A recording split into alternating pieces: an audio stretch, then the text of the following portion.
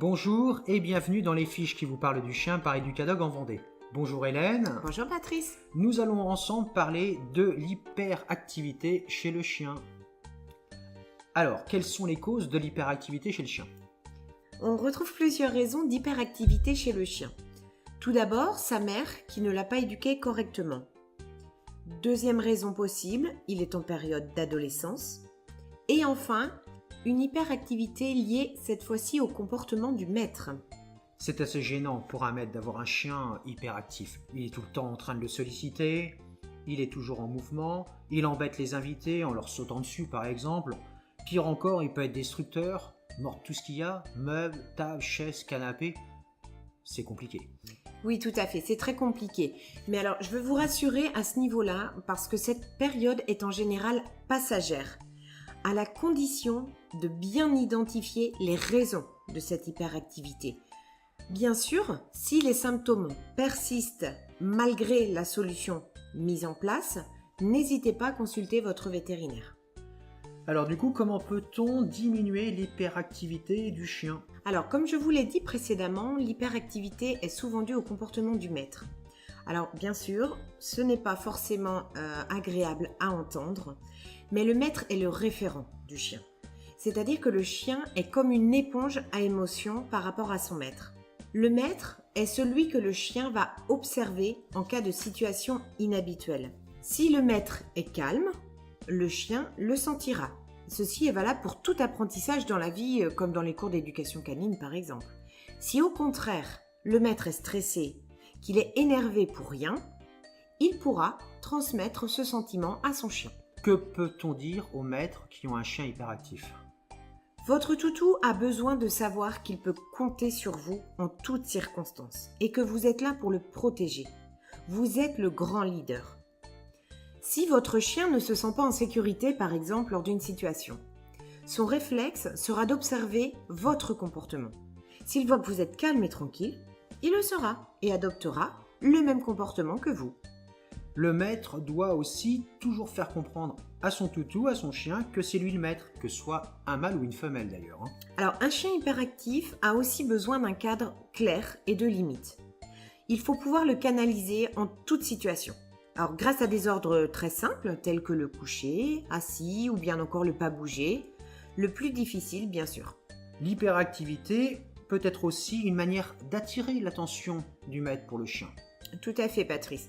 Alors, dans ce cas, il vaut mieux ignorer le chien plutôt que de répondre à ses sollicitations. Si un chien aboie sans cesse et que vous lui parlez en lui disant « mais arrête, c'est pénible » ou bien encore « tu as fini avec tes bêtises », il va se sentir sollicité, il va avoir attiré votre attention par ses aboiements, donc il va continuer.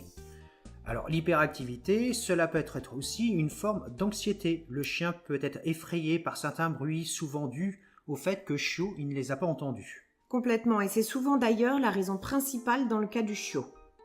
Alors justement, on parle du chiot. Si c'est un chiot, qu'est-ce qu'on peut faire?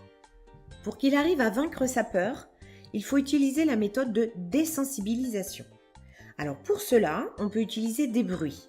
Il en existe sur CD ou sur YouTube, des bruits qui concernent bien sûr sa peur. Ça peut être la peur d'une voiture, d'une mobilette, d'un feu d'artifice, etc. Alors par contre, petite précision, au début, il faut leur faire entendre en bas volume, jusqu'à ce qu'ils s'y habituent, puis ensuite vous pouvez mettre plus fort. Alors l'hyperactivité peut être aussi due à l'anxiété de la séparation. Oui, complètement. Alors là, il va falloir habituer son chiot doucement à rester tout seul, de façon progressive.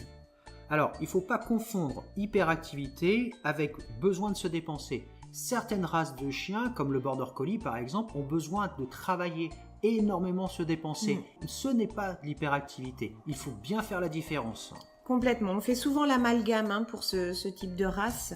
C'est simplement un besoin de travailler et de se dépenser. Alors du coup, quelles sont les activités qu'on peut faire à un chien qui, lui, a vraiment besoin de se dépenser? Alors, pour le chien adulte, l'idéal, c'est de lui faire de longues promenades. Vous pouvez aussi lui faire pratiquer un sport canin, comme par exemple l'agility. Et l'avantage de l'agility, c'est qu'on éduque son chien tout en jouant. Et il y a d'autres façons aussi de fatiguer le chien. Il n'y a pas que l'activité physique, il y a l'activité psychologique. Le travail en obéissance est fatigante pour le chien et du coup après il se pose et il dort. Complètement. Le travail intellectuel est aussi fatigant que le travail physique et bien souvent on n'y pense pas assez. Alors par contre, si c'est un chiot, on ne peut pas lui faire de longues balades ou de l'agility, interdit avant qu'il soit adulte. Qu'est-ce qu'on peut faire dans ces cas-là? Le jeu est aussi une bonne manière d'occuper le chien. Le maître peut jouer avec lui ou alors le chiot peut jouer seul avec un jouet éducatif par exemple que l'on peut fabriquer ou trouver sur internet. Et donc, il y a aussi ce travail en douceur qui mobilise tous les sens du chien. On appelle ça travailler au murmure. Ça fatigue incroyablement le chien et le chiot. Sur un chiot, on va travailler 2 à 3 minutes, pas plus. Trop de fatigue après, déconcentration du chien, il aura la sensation que c'est un échec et non pas une complicité avec son leader. Alors comme nous vous le disions tout à l'heure, très souvent, un chien hyperactif saute sur son maître ou ses invités, ce qui est fort désagréable, voire parfois dangereux. Il faut essayer de le calmer, par exemple en détournant son attention. Pour cela, vous lui donnez des ordres simples, des ordres de base comme le assis, au pied. Si cela ne fonctionne pas, il faut l'éloigner des invités, jusqu'à ce qu'il soit calme. On peut aussi le mettre tranquillement avant leur arrivée dehors, avec son jouet ou une friandise. Et bien sûr, il faut dire aux invités de ne pas s'occuper du chien ou pas le caresser d'abord avant de vous dire bonjour, Oui. bonjour au maître, et après bonjour au chien. Ça évite Exactement. qu'il saute pas mal sur les gens, ça aussi. Et si malgré tous ces conseils, on s'aperçoit que notre chien est encore hyperactif. Alors dans ces cas-là, l'hyperactivité peut ne pas être liée à l'éducation ou au comportement du chien. Ça peut être lié à une maladie, qui est d'ailleurs aussi connue chez l'homme. Elle s'appelle l'hypothyroïdie. Le chien souffre aussi donc de l'hypothyroïdie. Comme Exactement, voilà, tout à fait. Et si ce comportement persiste, il faut prendre rendez-vous avec votre vétérinaire, parce que si le chien souffre de cette maladie, il prescrira un traitement adapté. Par ailleurs, il existe des traitements à base de plantes qui ont pour avantage de ne pas poser de problème de sevrage. On vous dit à très bientôt sur les fiches de race de chien par Educadog en Vendée. À bientôt.